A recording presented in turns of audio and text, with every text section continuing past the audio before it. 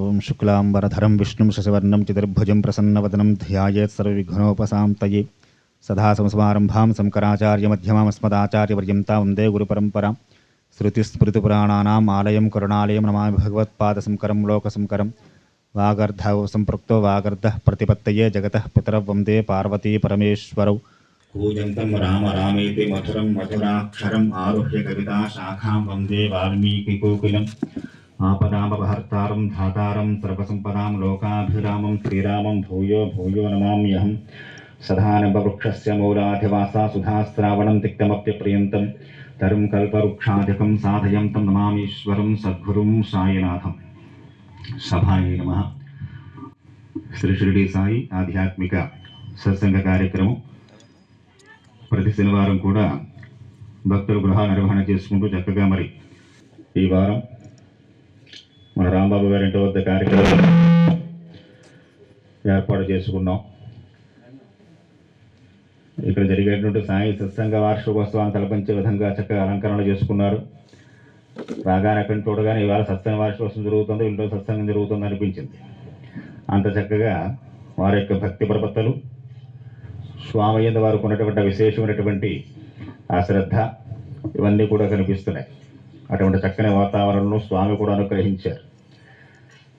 పెద్దగా ఉక్కపోత లేకుండా చల్లగా ఉంచి చక్కటి గాలి వీస్తూ శ్రీమద్ రామాయణాన్ని ఏ క్లేశము లేకుండా హాయిగా వినడానికి అనువుగా ప్రకృతి కూడా స్వామి మనం అనుగ్రహించారు.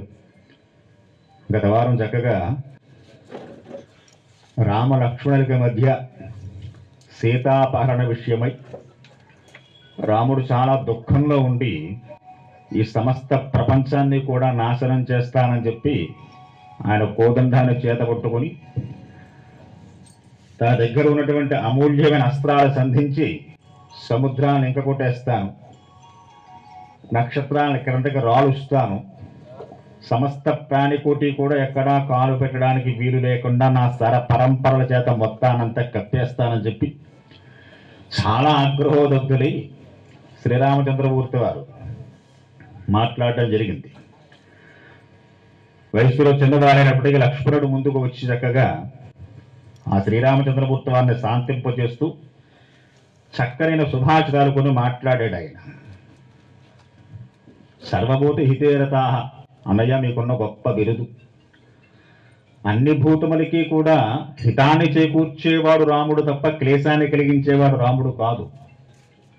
అన్నయ్య మర్చిపోతున్నారా మీరు అని చెప్పి చిన్నవారైనా కూడా అన్నగారి యొక్క ఆగ్రహాన్ని శాంతింపజేయడం కోసం చాలా క్లిష్ట పరిస్థితుల్లో మన మనస్సు రాముడికి కాదు మనకి కూడా, ఇది రాముడికి పాఠం కాదు మనకి పాఠం. ఇది రాముడికి ఎవరో పాఠాలు చెప్పక్కర్లేదు కూర్చోబెట్టి.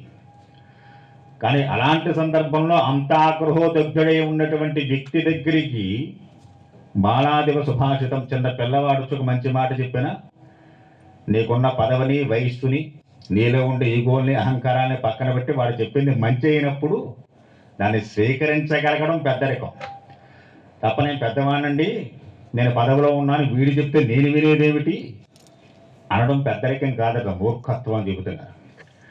కనుక చిన్నవాడైనప్పటికీ భరతుడు తర్వాత వాడు కదండి లక్ష్మణుడు. మరి కనుక చిన్నవాడైనప్పటికీ కూడా లక్ష్మణుడు చెప్తున్న అద్భుతమైన మాటలు, తం తదా శోక సంతప్తం నిరపంతం అనాభతత్ మోహేన మహతావిష్టం పరిద్యోపం అనేసతం. రామచంద్రమూర్తి వారు బాగా విశేషమైన దుఃఖంలో పూర్తిగా ఇక తన ప్రాణ సమానురాలైనటువంటి తన భార్య అయినటువంటి జానకి కనపడనటువంటి స్థితి యందు చాలా దుఃఖంలో మునిగిపోయి ఉన్నారు స్వామి. లక్ష్మణుడి దగ్గరికి చేరారు. ఆయన కూర్చోబెట్టి శాంతింపజేసి అన్నగారి పాదాలు ఒత్తుతున్నారట లక్ష్మణుడు. ఆ పాదములు ఒత్తుతూ చక్కని మాటలు మాట్లాడుతున్నారు. మహతా తపసా రామ మహతా చాపి కర్మణ రాజ్ఞా దశరథే నాసి లబ్ధో మృత వివరార్హై. స్వామి అన్నయ్య, దేవతలకి అమృతంలాగా దశరథ మహారాజు గారు మన తండ్రి గారికి ఎన్నో ఏళ్ల తర్వాత, మనం చెప్పుకున్నాం 60,000 సంవత్సరాలు దశరథ మహారాజు గారికి, చాలా ఏళ్ళు దీర్ఘకాలం తర్వాత ఆయన ఎన్నో సత్కార్యక్రమాలు చేసి చేసి పండిపోయి, ఎన్నో తపస్సులు చేసి, దాన ధర్మాలు చేసి, ఆ పుణ్యప్రసాదంగా అన్నయ్య మిమ్మల్ని పొందారు ఆయన. అంటే మీరు ఎంత అపురూపమైన వస్తువో మా నాన్నగారికి, అంతే కదా. ఆయన ఎంత తపించి ఎన్ని దాన ధర్మాలు చేసి ఎంతో కాలం నిరీక్షణ చేసిన తర్వాత అప్పుడు మిమ్మల్ని పొందారు అన్నయ్య. కాబట్టి ఓ కాకుంస వంశభూషణ, అటువంటి మహారత్నమైనటువంటి నీవు ఈ క్లిష్ట పరిస్థితుల్లో ఇంత శోకానికి గురి అవుతూ ఇలా మాట్లాడడం తగునా స్వామి? యది దుఃఖమిదం ప్రాప్తం కాకుస్తా నహ సహిష్యసే ప్రాకృతుచ్చా వాత్సల్య ఇతర కరిష్యతి. మహాధైర్యశాలి. ఎంతటి ధైర్యశాలకైనా మహాదుఃఖం మీద పడినప్పుడు దాన్ని నిగ్రహించుకోవడం కాస్త కష్టమవుతుందేమో తప్ప సాధ్యం కాకపోవడం మాత్రం కాదు. చాలా గొప్ప విషయం అన్నమాట. ఎవడి దుఃఖం వాడికే దుఃఖం. కాల్లో ముళ్ళు గుచ్చుకుంటే మీకు తెలుసా అంటా, నాలంటాడు కాల్లో ముళ్ళు గుచ్చుకునేవాడు. కంట్లో గుచ్చుకుంటే ఎలా ఉంటుందో తెలుసా అంటాడు, కంట్లో ముళ్ళు గుచ్చుకునేవాడు. ఎవడి కష్టం ఎవడికి గొప్ప? ఎవడి కష్టం వాడికే గొప్ప. కాబట్టి ఏది గొప్పదైనా దుఃఖం లోకంలో అంటే ఎవరు చెప్పలేరు. ఎవరి దుఃఖం వారికి చాలా గొప్పది. నాకన్నా దుఃఖవంతుడు లోకంలో లేనివాడు ఎవడు. కాబట్టి మీ వంటి మహాధైర్యశాలైన మహాపురుషుడు ఇంత దుఃఖానికి లోనవుతూ ఇలా మాట్లాడడం తగున? దుఃఖుతో హి భవాన్ లోకాన్ తేజస యజదక్షతే ఆర్త ప్రజ్ఞా నరభ్యాఘ్ర తనుయాశ్చంతి నిర్వృతం ఆశ్వాసి నరశ్రేష్ఠ ప్రాణన కన్యనాపద. మహానుభావ ఏం మాట్లాడుతున్నారు? ఈ సమస్త ప్రపంచాన్ని దగ్ధం చేసేస్తా అంటున్నారే. అయ్యో, ఈ సమస్త చరాచర జీవరాశి ఎక్కడికి వెళ్ళాలన్నయ్యా? ఒకసారి ఆలోచించిన పాపం. ఏదో అగ్ని తరుముకొచ్చేస్తుంది, ఎక్కడికి పరిగెడతాయి జీవులన్నీ? ఓ ప్రాంతంలో కష్టం వస్తే ఇంకో ప్రాంతానికి పరిగెడతాయి. ఒక ఇంట్లో కష్టం వస్తే ఇంకో ఇంట్లో పరిగెట్టచ్చు. మన ఇల్లు తగలడింది, పక్కిళ్ళు బాగుంది, ఆ ఇంట్లో దూరతో కాసేపు. ప్రాణరక్షణ, ప్రతి జీవికి ప్రాణరక్షణ చాలా ప్రధానమైంది కదా. ఏ జీవికి ఆ జీవే. మనం అనుకుంటాం మనదే గొప్ప ప్రాణం అంటే మనకే ఉన్నాయి బాధ్యతలు, బంధాలు, సంసారాలును. ఇక ఎవరికి మాత్రం ఏమున్నాయి, మిగిలిన జీవరాశి ఉంటే ఎంత లేకపోతే అనుకుంటాం మనలాంటి వాడు అజ్ఞానం చేత. ఏ జీవికి ఆ జీవే తన ప్రాణరక్షణ. ప్రతి జీవికి అది ప్రథమ ధర్మం. ఆశీర్వచనం కూడా చెబుతూ ఉంటారు చక్కగా. 100 ఏళ్ళు బతకాలని కోరుకోవాలి ప్రతి జీవి కూడా. శతమానం భవతి అని దీవిస్తూ ఉంటారు. 100 ఏళ్ళు బతకండియా అని ఆశీర్వచనం ఉంటుంది. ప్రతి జీవి ప్రాణం నిలబెట్టుకోవడం కోసం ఎక్కడికైనా పరిగెడుతుంది, ఏమైనా చేయడానికి సిద్ధపడుతుంది. అన్నయ్య మీరు సమస్త లోకాలని ఒక్క బాణంతో మొత్తం అగ్నిదగ్ధం చేసేస్తా అంటున్నారు. పాప ఈ జీవులన్నీ ఎక్కడికి పడతాయి అన్నయ్య? ఒకసారి ఆలోచించండి. ఎలా పరిగెడతాయి? ఓ నరశ్రేష్ఠ శాంతించండి. లోక శుభాన ఏషేవి యాతి నహుషాత్మజ గతస్త్రేణ సలోక్యం అనయత్తం సమస్కృతం. దుఃఖాలు వచ్చి పడినప్పుడు లోకంలో ఇటువంటి క్రోధం కలగడం సహజం. ఎవరికైనా దుఃఖం వస్తే కాస్త కోపం వస్తుంది. అయ్యో నాకే ఇలా వచ్చింది అనిపిస్తూ ఉంటుంది. అసలు ఈ లోకంలోకి రావడమే దుఃఖాన్ని అనుభవించడం కోసం వస్తున్నాడు జీవుడు. లేకపోతే ఇక్కడ రావాల్సిన పని లేదు. పునరావృతరహితమైన శాశ్వత స్వర్గలోకంలో ఉంటాడు. ఇక్కడ వైకుంఠంలో కూర్చుంటాడు. శరీరం వచ్చిందంటే ఎందుకు వస్తున్నాయంటే నీ దుఃఖాన్ని అనుభవించడం కోసమే శరీరం వస్తుంది. ఎంత గొప్పగా మాట్లాడుతున్న లక్ష్మణుడు. రాముడి కన్నా చిన్నవాడైనప్పటికీ ఎన్నో ధర్మ సూక్ష్మాలు చెబుతున్నాడు అన్నగారికి. కాబట్టి అన్నయ్య శరీరం వచ్చిందంటేనే దుఃఖాన్ని అనుభవించడం కోసం. అసలు ఇలాంటి విషయాలు ఎవరన్నా వింటాడని నాకు దుఃఖంలో ఉన్నప్పుడు చెప్పేట్లంటే గురుగారు మీకు పోయింది ఉంది, నా కష్టం మీకు వస్తే తెలుస్తుందంటే. కనుక మహర్షియో వశిష్ఠో యః పితుర్న పురోహిత ఆహ్నా పుత్ర సంజిజ్ఞే హృదయవాస పునాహతం. మనం చెప్పుకున్నాం విశ్వామిత్రుల వారి యొక్క ఘట్టాలు చెప్పుకున్నప్పుడు ఆ విషయాన్ని గుర్తు చేస్తున్నారు లక్ష్మణుడు రామచంద్రమూర్తి వారికి. అన్నయ్య మీకు గుర్తుందా, మనం విశ్వామిత్రుల వారి వెంట కూడా వెళుతున్నాం యాగ సంరక్షణార్థం. అక్కడి నుంచి యాగ సంరక్షణ పూర్తయింది. జనకుడు ఆస్థానానికి వచ్చాం. జనకుడు పురోహితుల వారు చెప్పుకుంటూ వచ్చారు విశ్వామిత్రుల వారు ఎంత గొప్పవారో తెలుసా అని చెప్పి ఆయన చేసిన ఘనకార్యాలు, ఆయన చేసిన తపస్సులు చెప్పుకుంటూ మాటల మధ్య ఒక మాట చెప్పారు. అన్నయ్య విశ్వామిత్రుల వారు వశిష్ఠుల మీద ఆగ్రహం కలిగి ఆయన 9 కుమారుని నాశనం చేసేశాడు. మన కులగురు వశిష్ఠుల వారికే తప్పలేదు ఈ బాధ. ఒక పుత్రుడు పోతేనే ఎంతో ఏడుస్తూ, అయ్యో చేతి కింద పిల్లాడు పోయాడే అని.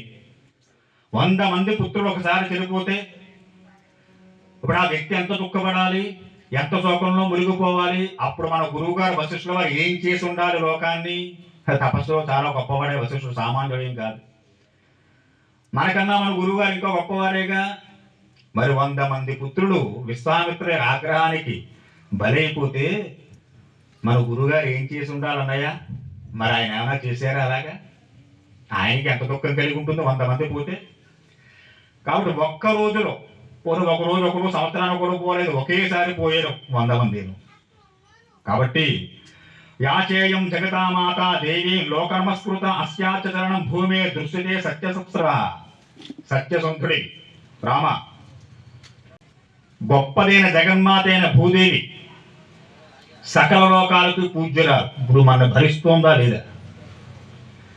ఎన్ని అకృత్యాలు చేసినా, అధర్మాలు చేసినా ఓర్చుకుంటోందిగా ఈ తల్లి భూమాత. ఒకవేళ ఆవిడే కనుక నేను ఓర్చుకోనరా, మిమ్మల్ని భరించను అని మనమే ఆగ్రహిస్తే మన గతి ఏం కాను? ఇది సహనం కాదంటావా అన్నయ్య? ఎంత గుర్తు చేస్తున్నారో మహానుభావుడు. సమహాంత్యస్య భూతాని దేవాత్య పురుషర్షభ నదైవస్య ప్రముచ్యంతి సర్వభూతాది దేహినః. ఓ పురుషశ్రేష్ఠుడా రామ, పంచమహాభూతాలు అన్నాయి: భూమి, నీరు, అగ్ని, వాయువు, ఆకాశం. సకల దేవతలు వీరందరూ ఉన్నారు. ఇవన్నీ ఏం చేస్తున్నాయి? వాటి ధర్మాన్ని చేస్తున్నాయి. ఇందాక అన్నారు కదా మీరు, ఇంత అధర్మం జరుగుతుంటే పంచభూతాలు ఏం చేసి వాటిని నాశనం చేస్తాను, దిక్పాలుగా ఏం చేశారు, వారిని కూడా ఎదిరిస్తానని మీరు అన్నారుగా ఇందాక.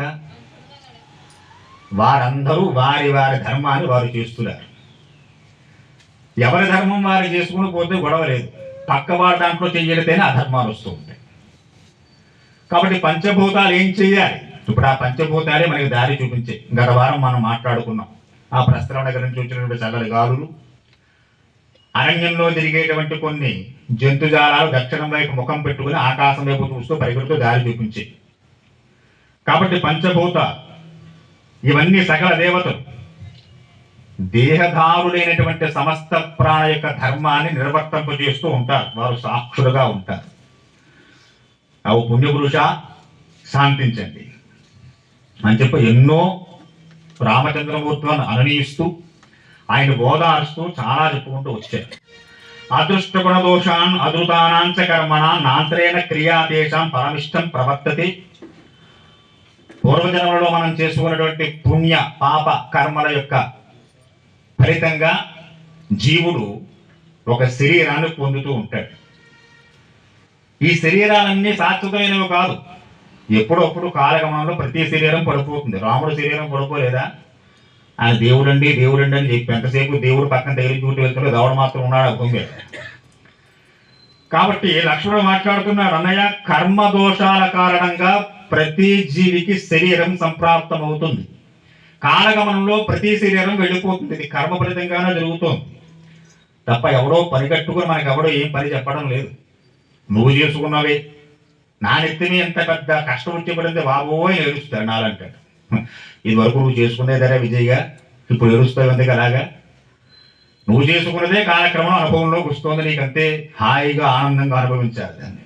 కాబట్టి త్వమేవ పురారామ మామేవ బహుసోన్వసాహ అనుసృష్ట్యాది కోనోత్వం అపి సాక్షాత్ దుష్పథం. ఓ రామ, ఇది వరకు ఎన్నోసార్లు ఇలాంటి ధర్మ ధర్మాలు మా తమ్ముడు ముగ్గురికి ఎన్నోసార్లు చెప్పి ఉన్నారు మీరే. అంతే కదా? బాగున్నప్పుడు ఎన్నైనా ఎవరైనా ఎన్ని ధర్మాలైనా చెబుతారు. భార్య కష్టం వస్తే మళ్ళీ పక్కింటి వాడు వెళ్ళి చెప్తూ ఉంటాడు, ఏమంటే మీరు మాకు చెప్పారు కదా మీకెందుకు గుర్తులేదంటే ఆ టైంలో గుర్తొచ్చి చావదంతే, ఏం చెప్తాం?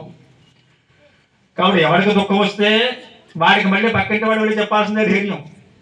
ఇది సాగుతూనే ఉంటుంది ఇలాగా ఈ పరంపర. కాబట్టి ఇది వరలో మీరు మా ముగ్గురు అన్నదమ్ములకి ఇటువంటి ధర్మాలు ధర్మ సూక్ష్మాలు శాస్త్రాలు ఎన్నో బోధించి ఉన్నారు అన్నయ్య. మీరు జ్ఞానంలో బృహస్పతి వంటి వారు, గురుడు అంతటి వాడో దేవతల్లో దేవతాగురు బృహస్పతి వీరంతటి వారు. ఆయన ఎంత గొప్పవారో చెబుతూనే, ఎంత సమర్థుడో తెలియజేస్తూనే ఆయన యొక్క ఆగ్రహాన్ని నెమ్మదిగా శాంతింపజేసే ప్రయత్నాలు ఇవన్నీ కూడా. బుద్ధిచ్యతే మహాప్రాజ్ఞ దైవేరిపు దురస్తున శోకేనాభిప్రయస్తం తే జ్ఞానం సంబోధయమాత్మసం. ఓ ప్రజ్ఞామూర్తి, మీ యొక్క ప్రతిభ సాటిలేంటి, దేవతలకు కూడా అంతుపట్టని మీ ప్రతిభ అంత గొప్పవారు. కానీ ఈ వచ్చిన దుఃఖ కారణంగా, ఈ శోక కారణం చేత మీలో అణిగిపోయింది ఆ ప్రజ్ఞ అంతా కూడా బయటికి రావడం లేదు. ఇప్పుడు ఎంత జ్ఞానైనా ధీరుడైనా ఆ దుఃఖం వచ్చినప్పుడు ఎటువంటి స్థితి పొందుతాడో, శ్రీరామచంద్రమూర్తి వారికి కలిగిన దుఃఖానికి ఆయన ఏ స్థితిని పొందాడో మనకు చూపిస్తుంది రామాయణం. కాబట్టి ఓ ఇక్ష్వాకంస శిరోమణి, నీవు ధర్మంలో వీరుడి, అజేయుడి, నీ పరాక్రమం నిరుపమాన్. దేవగంధార్వాది ద్విజులు కూడా నీ ముందు తలవంచవలసింది. కాబట్టి ఓ మహాపురుష, లోకాలన్నిటినీ రూపుమాపేస్తాను అన్న మాట వెనక్కి తీసుకున్న పరమాత్రం చేయకండి మీరు, అది చాలా ప్రమాదకరమైనటువంటి పని అని చెప్పి అనునయిస్తూ లక్ష్మణుడు రామచంద్రమూర్తి వారికి ఇన్ని ఉపదేశాలు చేశారు. రామో విగ్రహాంతరమ సాధు శుచిపరాక్రమ అని చెప్పి రాముడి గురించి ఎన్నో గొప్ప విషయాలను చెప్పుకుంటూ ఉంటాం. అటువంటి రాముడికి కూడా ఒక సమయంలో లక్ష్మణుడే ఈ విషయాలు చెప్పాల్సి వచ్చింది. అంటే మనకి ఎంతమంది చెప్పాలో చూడండి. మీరు చెప్పేది ఏమిటంటే, మీరు చెబుతూనే ఉంటారు కబుర్లు అనడానికి, మనం ఎందుకు పనిచేయమన్నమాట. రామాయణం అంతా విన్న తర్వాత రాముడికి లక్ష్మణుడికి ఇప్పుడు బాగా చెప్పాడండి బుద్ధి అని చెప్పట్టుకోవడం కోసం పనికిరాదు ఇది. నువ్వు జీవితంలో ఇంకెన్ని చెప్పించుకోవాలో ఇది మన కొరడాదన్నమాట. కనుక ఇన్ని విషయాలు చెప్పారు. పూర్వజో యుక్తమాత్రస్తు లక్ష్మణ సుభాషితం సారగ్రాహి మహాసారం ప్రతిజ్ఞాగ్రాహ రాఘవ. అన్నీ విన్నారు. ఎటువంటి వాడు? రామచంద్రమూర్తి వారు. ఏమైనా విధంగా చెప్పావు రావయ్యా అనేటువంటి వాడుగా కాదు కదా. ఇలాగా ఎవరు ఏం చెప్పినా చెప్పిన విషయాల్లో ఉండేటువంటి సారాన్ని చాలా సునిశ్చితంగా గ్రహించగల ప్రజ్ఞ ఉన్నవాడు రాముడు. అంటే మామూలు వాడికి అది ఎవరేం చెప్పినా అంటాడు ఆయన. విని అందులో సారం ఏముంది అది చూస్తాట ఆయన. అంత దుఃఖంలో, అంత కోపంలో ఒకరు చెప్పిన మాటల్లో సారాన్ని గ్రహించడం అంటే మాటలా? అది ఎవరికీ సాధ్యం కాదు. కానీ అప్పుడు కూడా ఎదురువారు చెప్పేటువంటి మాటల్లో అంతరార్థాన్ని, సారాన్ని బాగా సునిశ్చితంగా గ్రహించగల శ్రీరామచంద్రమూర్తి వారు లక్ష్మణుడు చెప్పిన వాక్యాలన్నీ చక్కగా విన్నారట. మహానుభావుడు శాంతించారు. కిం కరిష్యవాహేన వత్స వక్వావ రచనా లక్ష్మణ కేనోపాయన పశ్యేయం సీతామతి వింతయ. ఓ మహాభుజసాయన లక్ష్మణ, సరైన సందర్భంలో చక్కటి మాట మాట్లాడేవు నాయన, చాలా గొప్పగా మాట్లాడావు. నువ్వు కనుక ఈ విషయం చెప్పి ఉండకపోతే పాటి లోకాలని దహించేసి ఉండేవాడిని. ఇక రామాయణం అయిపోయింది అంతే. ఈవేళ మీరు ఎన్నుకుంటున్న రామాయణం చెప్పుకోక్కర్లేదు. సీత కనపడలేదని రాముడు అందరినీ చంపేయడండి. త్రేతాయుగంలోనూ ఇక రామాయణం ఏముంది, ఇక మనకి అయిపోయింది రామాయణం. కాబట్టి నాయన, సరైన సమయానికి చక్కటి విషయాన్ని చెప్పవలసిన వారికి అందించేవాడు ఉంటాడు చూసేవా, వాడు లోకంలో ప్రాజ్ఞుడు, గొప్పవాడు. ఇప్పుడు నాకు చాలా గొప్పవాడు అయ్యా లక్ష్మణ, నువ్వు మంచి మాట చెప్పు చక్కగా. సరే, అప్పటిదాకా చేతిలో ధనస్సు పట్టుకుని ఉన్నారు రామచంద్రమూర్తి వారు. ఆ ధనస్సు కాస్త కింద పెట్టారు, అంటే శాంతించారన్నమాట. స్వామి తం తదా పరితాప్తం లక్ష్మణో రామముబ్రవీత్ ఇదమేవ జనస్థానం త్వమేవాంఛితమర్హసి రాక్షసే బాహువ్యకీర్ణం నానాద్రుమలతాయుతం. నాయన లక్ష్మణ, నా మనస్సు శాంతించిందయ్యా. సరే, ఇప్పుడు ఏం చేద్దాం చెప్పు. నువ్వేది చెప్పినా అది చేద్దాం. లక్ష్మణుడు ఏది చెప్తే రాముడు అది చేస్తాడు. ఇప్పుడు మనం వింటామండి అలాగే. చెప్పు నాయన, ఏం చేద్దాం చెప్పు అని అనగానే లక్ష్మణ స్వామి చెప్తున్నాడు, అన్నయ్య ఇది దండకారణ్యం, ఇది చిన్న అరణ్యం కాదు. ద్వారపూడి మండపేట అనపర్తికలతో ఉండే అరణ్యం కాదు, మహారణ్యం. ఇది కొన్ని వందల వేల గ్రామాలు పట్టేస్తాయి, అంత గొప్ప అరణ్యం ఇది. ఈ అరణ్యంలో సంతేహ గురుదుర్గాని నిర్ధరా కందరాని చ గుహాచ వివిధాఘోర నానామృగ గుణాకులాహ. అన్నయ్య, ఈ అరణ్యంలో అనేక రకాల గుహలున్నాయి, వృక్షాలున్నాయి, ఎన్నో ప్రదేశాలు ఉన్నాయి. ఇదంతటా చాలా సుదూర ప్రాంతాలకు వ్యాపించి ఉంది అరణ్యం. కాబట్టి అరణ్యం అంతా వెతుకుదాం. ఏ గుహలోనో ఏ పొలంలోనో ఎక్కడో అమ్మవారు దొరకచ్చేమో. ఒకవేళ ఏ రాక్షసుడైనా తీసుకువెళ్ళుంటే వాడైనా కనపడచ్చేమో. కాబట్టి అన్నయ్య మీరు ధైర్యంగా ఉండండి. మనం వెతుకుదాం, గుహలు వెతుకుదాం, వృక్షాలు వెతుకుదాం, పొదలు వెతుకుదాం. ప్రద్యుదా బుద్ధి సంపన్న మహాత్మను నరషభ అపత్సుద ప్రకంపంతే వాయు వేగాంచాల మహాపురుష. ఎంతటి పెనులుగాలులు వీసినా చలించినటువంటి పెద్ద పెద్ద పర్వతాలు కూడా ఈ అరణ్యంలోనే ఉన్నాయి. అటువంటి అరణ్య ప్రాంతాల్లో ఎక్కడైనా అమ్మవారు ఉండొచ్చు. కాబట్టి మనం చాలా శాంతంగా ఏదైనా కష్టం రాగానే ముందు మనస్సు కదిలిపోతే ఇక ఆలోచనలు రావు. మనసు స్థిరంగా ఉంటే ఆలోచనలు వస్తాయి. విశేషమైనగా మనస్సు కదిలిపోతూ దుఃఖంతోనో బాధతోనో కృషించిపోతూ ఉన్న వాడికి ఆలోచనలు వచ్చేటువంటి అవకాశం చాలా తక్కువ. రాదు, రాముడికే రాలేదు, మనకే వస్తుంది. కాబట్టి మీరు దృఢంగా ఉండండి. ఆ పర్వతాల్లో ఉంటారు. దండకారణ్యం నుండే పర్వతాలు అంత ధీరంగా ఉంటావు. ఎంత పెనుగాలు వీసినా చెక్కు చెదరకుండా మీరంత దృఢంగా మీ మనస్సు ఉంటే అన్నయ్య తప్పకుండా సీత మనకు కనబడుతుంది. తత పర్వతకూటాభ మహాభాగం ద్వయోత్తమం దర్శత ప్రతిమం భూమౌ క్షత్రార్థం చతాయుషం. సరే అని చెప్పని లక్ష్మణుడు చెప్పినట్లుగా రామచంద్రమూర్తి వారు చక్కగా మళ్ళీ అరణ్య ప్రాంతం కదండి, ఏమో ఏ జంతువుల మీద పడతాయో ఏ రాక్షస బాధలు ఉంటాయో తెలియగా క్షణము అనేటువంటి ఒక ఆయుధాన్ని, ఒక బాణాన్ని, అర్ధచంద్రాకారంలో ఉండేటువంటి బాణాన్ని చేతితో పట్టుకుని ధనస్సు చేతితో ధరించి బయలుదేరాడు వెతకడం కోసం. సీతాన్వేషణ నమస్తం బయలుదేరుతున్నారు చక్కగా. అలా సాగి కొంత దూరం ప్రయాణం చేసేసరికి, గత వారం ప్రారంభం చేశారు ప్రయాణం, చాలా దూరం నడిచొచ్చేసారు పాపం వెతుక్కుంటూ దుఃఖంతో వచ్చారు. ఒక చోట పెద్ద పర్వతాకారంతో రక్తశక్తమైన శరీరంతో చాలా దూరంగా పడి ఉన్న జటాయువు కనపడ్డారు. చూశారు రామచంద్రమూర్తి వారు. చూడండి, లక్ష్మణుడు ఇంతవరకు ఇంత చెప్పారు, అయినా రాముడు మనస్సు ఇంకా ఎలా ఉంటుంది. గబగబ తం దృష్ట్వా గిరిశృంభాంగం రామో లక్ష్మణమబ్రవీత్ అనేన సీతా వైదేహి భక్షితనాత్ర సంశయ. లక్ష్మణ చూసావా? అడుగడుగు జటాయువు దూరం చూస్తున్న రామచంద్రమూర్తి వారు రక్తశక్తమైన శరీరంతో ఉన్నాడు, కొండలా పడి ఉన్నాడు.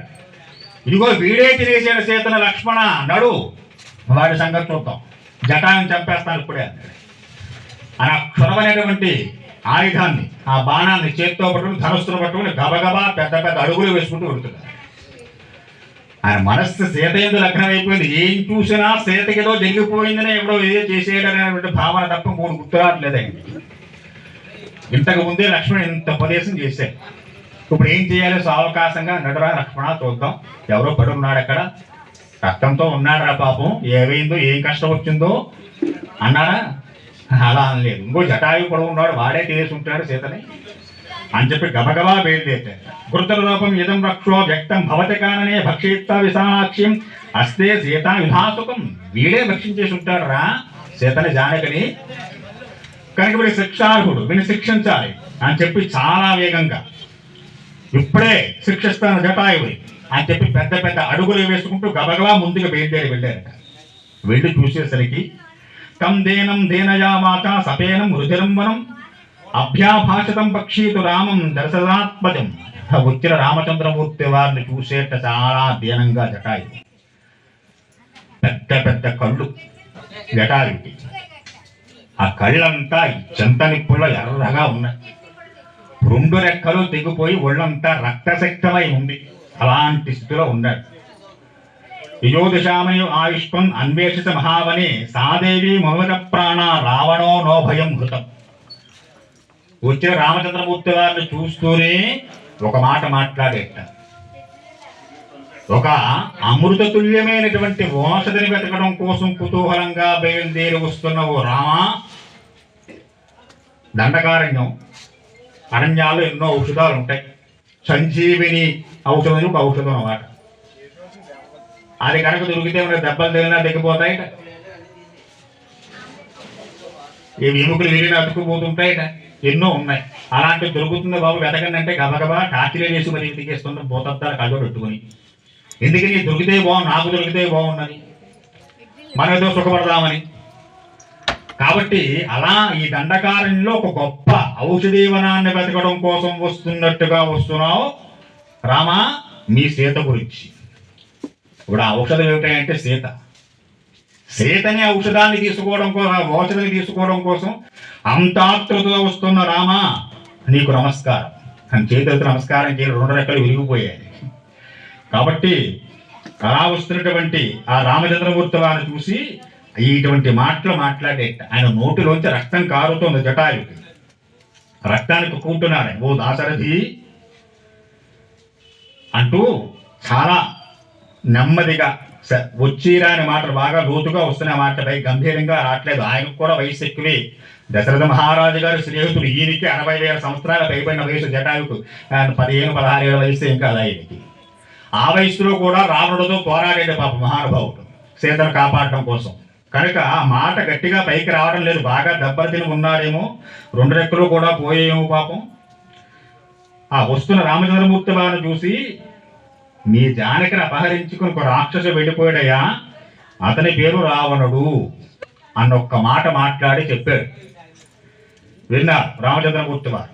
ఏతద్యస్సు ధనుర్భగ్నం ఏతద్యస్సు శ్రావణం ఆయమస్తిరథో రామ భగ్న సాంగమికోమయ. రావణాసుడు అపహరించిపోతుండగా స్వామి నేను చూశాను, ఆయనతో పోరాడే అని చెప్పి కొన్ని వచనాలు పడగానే ధనుస్సు పట్టుకొచ్చారుగా స్వామి. ఆ ధనుస్సు ఒక్కసారి కింద పడేశారు. ఆయుధాన్ని కూడా కింద వదిలేశారు. జటాయువును గవాంతం చేసుకుని ఒళ్ళో పెట్టుకున్నాడు. ఆయన తల నిమురుతున్నారు. అయంతు శారదస్య మత్తక్షో నిహాయుధి. ఓ రామ మీ జానకిని రావణుడు అపహరించి గగన మార్గంలో ప్రయాణం చేస్తూ ఉండగా నేను ఎదిరించా. ఇంకో దాని ఫలితమే ఇది. ఆయన యొక్క రథాన్ని ఛిద్రం చేశాను, ఛత్రాన్ని పడగొట్టాను, గత వారం చెప్పుకున్నాం. రథసారథిని హతం చేశా. ఇంకో దాని యొక్క శకలాలన్నీ ఇక్కడ పడి ఉన్నాయి, మీరు చూసేవన్నీ అవి. పరిశ్రాంతస్యమే పక్షో చిత్రో ఖడ్గేన రావణ సీతాం ఆదాయ వైదేహి ఉత్పమాత విహాయసం. ఆ సీతాదేవిని అపహరించే ప్రయత్నంలో రథాన్ని నేను కూర్చిన కారణం చేత కిందకి దిగిన రావణాసురుడు క్రిందకి దిగి నాతో పోరాడలేక నన్ను అలా ఎదిరించాలో తెలియక ఇదిగో నా 2 రెక్కల్ని నరికేయాడు ఖడ్గాన్ని తీసుకొని. ఇక నేనేమి చెయ్యలేక చాలాసేపు పోరాడి ఆయనతోటి ఈ రథాన్ని, ఆయన ఛత్రాన్ని, రథసారథిని పడగొట్టి నా 2 రెక్కలు తెగిపోవడంతో ఇంకొక ఇలా కింద పడ్డాను. కొన ప్రాణంతో ఉన్నా. అంత విశేషంగా నన్ను నరికి పడేశాడు. మీ గురించి ఎదురు చూస్తున్నా, మీరు ఎప్పుడైనా కనిపిస్తారేమో, ఇలా వస్తారేమో, ఈ విషయాన్ని మీకు చెప్పి నేను చక్కగా ప్రాణం విడిచిపెడదామని చెప్పాను అని మాట్లాడే. చాలా దుఃఖం కలిగింది పాప రామచంద్రమూర్తి వారికి. ఏకం ఏకాయనే దుర్గే నిస్వంతం కథంచన సమీక్ష దుఃఖతరో రామ సౌమూత్రమభవీత్. లక్ష్మణుడు చూసి అంటున్నారట, చూసేవా లక్ష్మణ, కాలం ఎంత బలీయంగా ఉందో మన పట్ల. రాజ్యాధికారం చేతికి చిక్కి జారిపోయింది. పోనీ రాజ్యంలో ఉందామా అనుకుంటే అక్కడ కూడా లేకుండా వనవాసం వచ్చి మీద పడింది. వనవాసంలో 13 ఏళ్ళు సుఖంగా ఉన్నావురా బాబు అనుకునేసరికి సీతాపహరణం జరిగింది. దానికి తోడు ఈ జటాయువు మరణం ఇంకా నన్ను బాధిస్తోందిరా నాయన. నా వంటి దౌర్భాగ్యుడు లోకంలో ఎక్కడన్నా ఉంటాడంటావా లక్ష్మణ? సంపూర్ణపు చేదస్య ప్రతిరేయం మహోదం శోభినవనం మహాక్షాసం విశ్రుషేత్ పరితాంపతి. నాలో కలుగుతున్నటువంటి ఈ శోకాగ్ని చాలా, అప్పటి వరకు చాలా ఏడ్చారు మహానుభావుడు, చాలా దుఃఖించారు, ఎంతో ఖేదాన్ని పొందాడు మహానుభావుడు రామచంద్రమూర్తి వారు. ఇంత శోకాగ్నిలో రగిలిపోతున్న నా వంటి వాడు ఆయన గురించి ఆయన చెప్పుకుంటున్నాడు. నాస్త బాధ్యతలో లోకే మతోస్మిన్ సచాచరే ఏనయం హరితే ప్రాప్త మయా వ్యసనవాగురా. ఇంత శోకాగ్నిలో ఉన్న నాలాంటి వాడు బయలుదేరి కాస్త అగ్ని చల్లాడడం కోసం సముద్రంలో ఎక్కితే సముద్రం కూడా ఎండిపోతుందిరా బాబు. అంత భాగ్యహీనుడు అయ్యాన్ని మనం అంటూ ఉంటాం చూసారా లోకంలో. నా అంత దరిద్రుడు లోకంలో లేడండి, నా అంత దుర్మార్గుడు లేడండి, నా అంత దౌర్భాగ్యులు లేడండి అంటూ ఉంటాం చూసారా. అలాగా నా అంత భాగ్యహీనుడు లోకంలో ఉంటాడురా తమ్ముడా.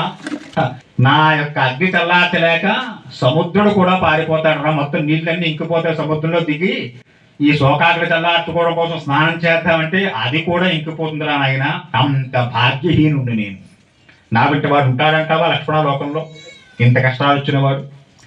అయం పితృవయోస్య వృధరాజో జనాన్విత సేతే నిహతో భూమో మభాగ్య విపర్యతాత్. బాగా వృద్ధుడు, వయస్సు బాగా పైపరినటువంటి వాడు, మన నాన్నగారితో సమాన వయస్సున్నటువంటి వాడు, మహానుభావుడు. తన ప్రాణాలు కూడా అడ్డుపెట్టి సీతను రక్షించే ప్రయత్నం చేసి చివరి దశలో ఉన్నాడు రా. ఇక్కడ రెక్కలు దిగిపోయి నెత్తుటి మడుగులో పడి ఉన్నాడు రా నాయన. ఇది చూడటం కోసం రాముడు ఇంకా ఉన్నాడు భూమి మీద. ఏమొచ్చింది మనకి ఇటువంటి కష్టం? రామ సంప్రేక్షితం క్రుద్ధం భువి రౌద్రేణ పాతితం సౌమిత్రం మిత్ర సంపన్నం ఇదం వచనం భవేత్. ఏం చేస్తాడు పాపం లక్ష్మణుడు? ఆయన కూడా ఊహించలేదే ఘట్టాన్ని. ఇప్పటిదాకా అన్నగారిని ఓదార్చడం సరిపోయింది. సరే కాస్త పాపం ఆయనకి కాస్త ధైర్యం చెప్పి ముందుకు నడుద్దాం అనుకునేసరికి తనకు చాలా ఇష్టడు, తన తండ్రికి మిత్రుడు, చాలా ఆప్తుడైన వాడు మరణాన్ని చూడాల్సి వచ్చింది. ఈ ఎంత కష్టం చూడండి. ఇది సీతను రక్షణ చేస్తానని చెప్పాడు పాపం. మీరు అక్కడ ఆశ్రమం నిర్మించుకున్నప్పుడు మీరు బయటికి వెళ్తే సీతాదేవం చూస్తానని చెప్పారు పాపం. మహానుభావుడు అడగలేదు, అడగకుండానే మాట ఇచ్చాడు. అటువంటి ఆప్తమిత్రుణ్ణి, గొప్ప వ్యక్తిని కూడా కోల్పోయి ప్రాణాపాయ స్థితులు ఇంక వాడు భర్తకు తెలుసు. అటువంటి సులో ఆ జటాయువును చూడాల్సి వస్తుంది. పాపం లక్ష్మణుడు ఏం మాట్లాడతాడు? ఇంకా రాముడు వారు ఇంకంత ఆయన మనసు కిందకి దిగిపోతున్నాడు, భయం అయింది.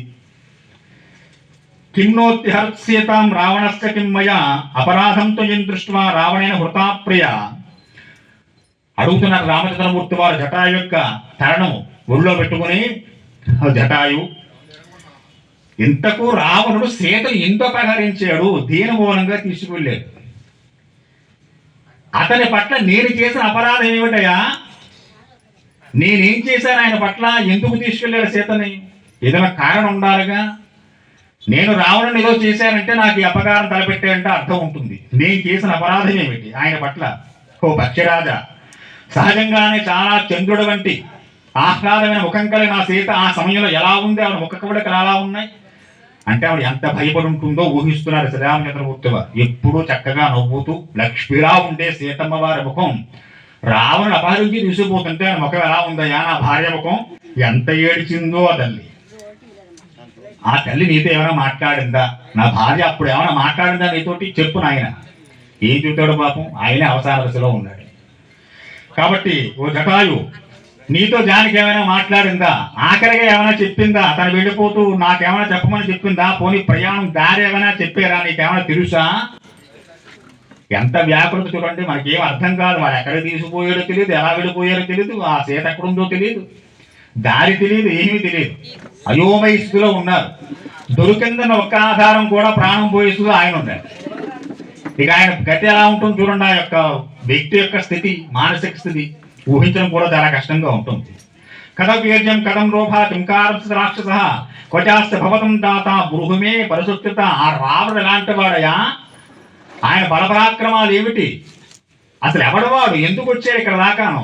నా మాన నేను వనవాసం చేసుకుంటూ ఏదో కాయో పండో తింటూ తిన్నామో తినలేదు, తిరగపోతే ఉపవాసం ఉన్నాం, ఉపవాసం ఏకాది ఉపవాసం చెప్పుకొని బతుకుతున్నాం ఇక్కడ.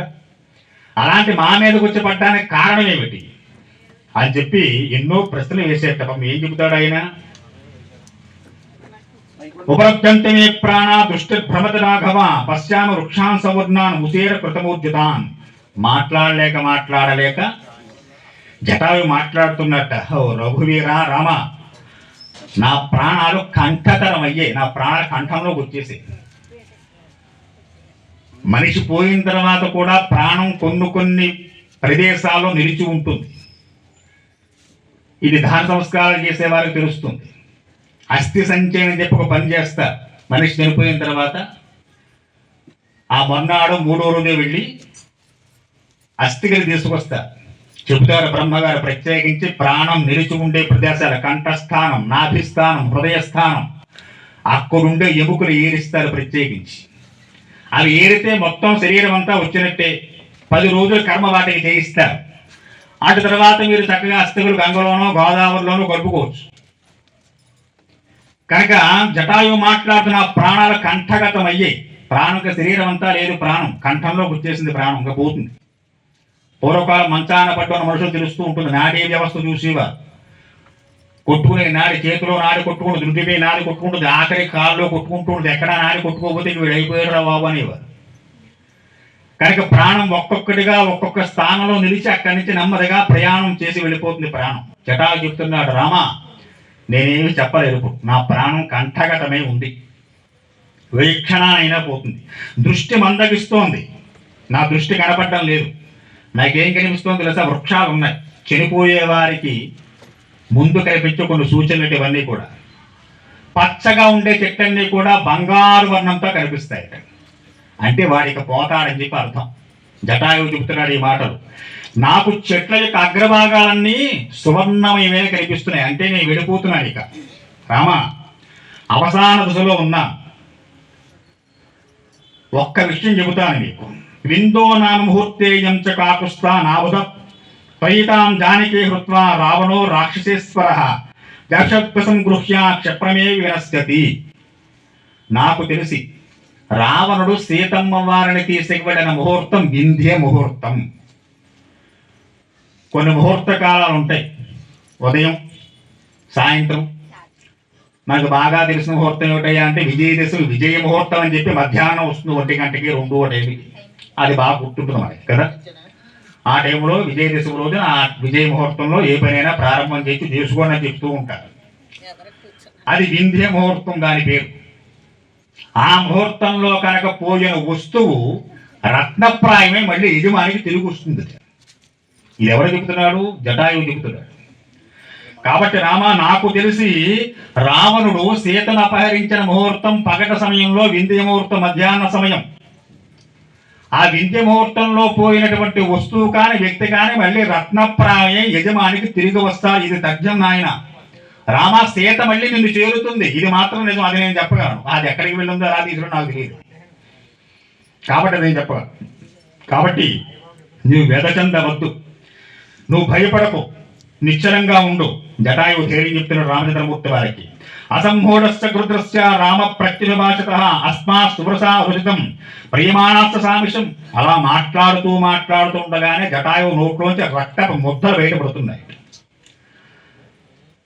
పడగానే ఇంకొక మాట మాట్లాడాడు. విశ్రవసుల కుమారుడు రావణుడు, కుబేరుడు సోదరుడు ఆయన. ఈ విషయాలు మాట్లాడి చెప్పాడు. పుత్ర విశ్రవస సాక్షాత్ భ్రాత వైశ్రవణస్య చ ఇత్యుక్తా దుర్లభాన్ ప్రాణాన్ మామోచ ప్రతిగ్రహేశ్వర. విశ్రావసుని పుత్రుడు, కుబేరుడు సోదరుడు అని 2 మాటలు చెప్పి ప్రాణం విడిచిపెట్టేశాడు. జటాయు యొక్క ప్రాణాలు పంచభూతాల్లో కలిసిపోయి. ఇంకా అడుగుతున్నాడు, ఇంకా చెప్పు, ఇంకే ఎలా వెళ్ళాడు, దారేది? బ్రూహిత రామస్య భ్రూణవాస్త కృతాంజలే. ఓ జటాయు, నమస్కారం చేసి అడుగుతున్నానయ్యా, ఇంకా చెప్పు అడుగుతున్నాడు రామచంద్రమూర్తి వారు. ఇంకేం చెబుతాడు పాపం? అప్పటికే ప్రాణాలు వెళ్ళిపోయాయి. చాలా దుఃఖించారు. ఆ శిరస్సు ఒకసారి గుండెలకు హత్తుకుని ఏడ్చేట రామచంద్రమూర్తి వారు. అయ్యో, ఎలాంటి స్థుతి దాపరించింది నాకు ఇది. రుద్రం ప్రేక్షతాం రక్షం గతాసోమం అలోపమం రామ స్వభావకి ధేన సౌమిత్రం అబ్రవీత్. ఎర్రబారిన కన్నులతో పెద్ద పెద్ద గుడ్లు వేసుకుని రామచంద్రమూర్తి వారినే చూస్తూ జటాయువు యొక్క ఆయువు ఆ కళ్ళలోంచి బయటికి వెళ్ళిపోయింది. ఎంత అదృష్టం చూడండి. రాముణ్ణి చూస్తూ ప్రాణం విడిచిపెట్టమంటే మాటలా? పెద్ద పెద్ద కళ్ళు వేసి చూస్తున్నారు రామచంద్రమూర్తి వారి గుడిలో. ఆయన ప్రత్యక్షంగా చూస్తూ ఆ కళ్ళలోంచి ప్రాణం వదిలేట జటాయువు మహానుభావుడు. బహూని రక్షసాం వాసే వర్షాన్ని వసతాసుకం అనేన దండకారణ్యే విశీర్ణం ఇహపక్షిణ. రామచంద్రమూర్తి వారు లక్ష్మణులకు చూసి, లక్ష్మణ, సీతాదేవిని కాపాడటం కోసం రావణాసుని ఎదిరించి ఈ జటాయు పాపం ఎన్నో ఏళ్ల నుంచి ఇక్కడే నివాసం చేస్తున్నాడు దండకారణ్యంలో. తనకున్న భోగాల్ని పక్కన పెట్టి తన వంశంలో ఉన్న వారందరూ ఏ నియమాలు పాటిస్తూ చక్కగా వనవాసిగా జీవించారో అలాంటి వనవాసి జీవితాన్ని వనాల్లో తాను గడుపుతూ మనం దండకారణ్యంలోకి వచ్చినప్పుడు మనకు సహాయం చేస్తానని చెప్పి సీతమ్మ వారిని కాపలా కాస్తానని మాటిచ్చి ఆ మాట నిలుపుకుని ప్రయత్నం చేశాడుగా పాపం ఆయన. ఎత్తుకుని ఎత్తుకుని మనకి వచ్చి కూడా కూర్చోలేదు. వృద్ధుణ్ణి నాకు వయసులో ఉంటే చేసేవాడిని, ఓ కత్తిసం బాగా చేసేవాడిని, వయసు మీద పడింది కదా చూస్తూ ఊరుకున్నాం, తీసుకెళ్తున్నా అనలేదు పాపం. ఆయన ప్రయత్నం చేశాడు. లక్ష్మణ, ఈ మహానుభావుడు కూడా మన కోసం తన ప్రాణాలు వదిలేసాడురా. ఏమి దుస్థితి మనకిది. సీతాపహరణం చ దుఃఖం చే సౌమ్య తదాగతం యదా నివేనేశ గృద్రస్య మత్కృతే చ పరంతప. సీతాపహరణ దుఃఖం కన్నా జటాయు మరణం ఇంకా దుఃఖాన్ని కలిగిస్తుంది నాకన్నారు స్వామి. సీత వెళ్ళిపోయినందుకు బాధ ఏమాత్రం ఉన్నా కూడా దానికన్నా అధికంగా జటాయు ప్రాణం పోయినందుకు బాధపడుతున్నాను రా నేను. రాజా దశరథ శ్రీమాన్ యథా మహాయసాహ పూజనీయచ్చ మాన్యచ్చ తదాయం పదగేశ్వర. మన నాన్నగారికి గొప్ప స్నేహితుడు జటాయు. ఎన్నో ఏళ్ళు స్నేహం మన నాన్నగారికి జటాయుకి. అన్నేళ్ల స్నేహంలో మన నాన్నగారు ముందు స్వర్గస్థులయ్యారు. మన నాన్నగారు పేరు చెప్పగానే మనకు సహాయం చేస్తా అన్నాడు మహానుభావుడు. ఎవడు చేస్తాడు లోకంలో? మా నాన్నగారు తెలిసినంత మాత్రం నాకు సహాయం చేయని ఏమైనా ఉందా? అలా ఏం లేదు లోకంలో. ఎవడి జీవితం వాడిది, ఎవడి సుఖం వాడిది. దశరథ మహారాజు పేరు వినగానే అయ్యో మీ నాన్నగారు నాకు భార్య స్నేహితుడు రా నాయన అని చెప్పి దండకారణ్యంలో మన ఇద్దరం లేనప్పుడు నా భార్యను కాపలా కాస్తానని చెప్పి మాట ఇచ్చి మన కోసం ప్రాణత్యాగం చేశాడు రా. తండ్రి అంతటి వాడు, అంత వయస్సున్నవాడు కాబట్టి ఇతడు నాకు తండ్రితో సమానం అన్నాడు. జటాయువు కూడా నా తండ్రి వంటివాడు కాబట్టి నాదం పతకలోకస్య చితామారుశ్చ రాఘవ ఇవం దక్షామి సౌమిత్రే హౌతం రౌద్రేణ రక్షస. ఇటువంటి జటాయుని ఊరికనే విడిచిపెట్టకూడదు. నాయన లక్ష్మణ, చితి పేర్చు, పొలలు తీసుకురా, దాన సంస్కారాలు చేద్దాం. మన తండ్రి గారు ఎలాంటి ఉత్తమ గతులు కలిగేయో ఈ పక్షిరాజునుడు జటాయు కూడా అలాంటి ఉత్తమ గతులు కలిగి తీరాలి. ఇది శాసనం, రాముడి యొక్క శాసనం. ఇది ఎలా ఎవడు చేయగలడు? గత వారం ప్రశ్నించారు అష్టదిక్పాలకులు పంచభూతాన్ని రామచంద్రమూర్తి వారు. ఇలా ప్రశ్నించే అధికారం ఎవడుకుంటుంది? ఎవడు సత్యాన్ని పట్టుకుని వేలాడుతున్నాడో, ఎవడు ధర్మాన్ని తూచా తప్పకుండా పాటిస్తున్నాడో వాడికి మాత్రమే ప్రశ్నించే అధికారం ఉంటుంది. మన ఎవడికి లేదు. ఇక్కడ మనకి బాగుంటే అధర్మం, బాగోపోతే అధర్మం. నాకు కుదరలేదండి వేళ గురువు గారు, ఇలాగే చేసుకుంటానే అంటాడు. ఏంటి ఇది మా ఆచారం అంటాడు. ఇంకో పెద్ద సమస్య ఇది. ఇంకా ఆచారం అంటే గొడవ లేదు. తులసి మొక్క వేసుకోరా అని మాకు ఆచారం లేదు గురువుగారు అంటే నమస్కారం పెట్టి వెనక్కి వచ్చాడు. మళ్ళీ వేసుకోమని చెప్పక్కర్లేదు, ఇంకా ఆచారం లేదుగా. ఆనవాయితీ ఉంటే వేసుకుంటాడు, లేకపోతే ఏం వేసుకుంటాడు? అడ్డమైన మొక్కలు పెంచుకోవడానికి ఆనవాయితీలు ఉన్నాయి మనకి. ముళ్ళ మొక్కలు పెంచుతాడు, ఇంటి నిండా ముళ్ళే. ఏమి అంటే మా ఆచారం అంటాడు. శుభం, నమస్కారం పెట్టి వచ్చేది. ఇటువంటి అనేక రకాల ఆచారాలు ఉంటాయి.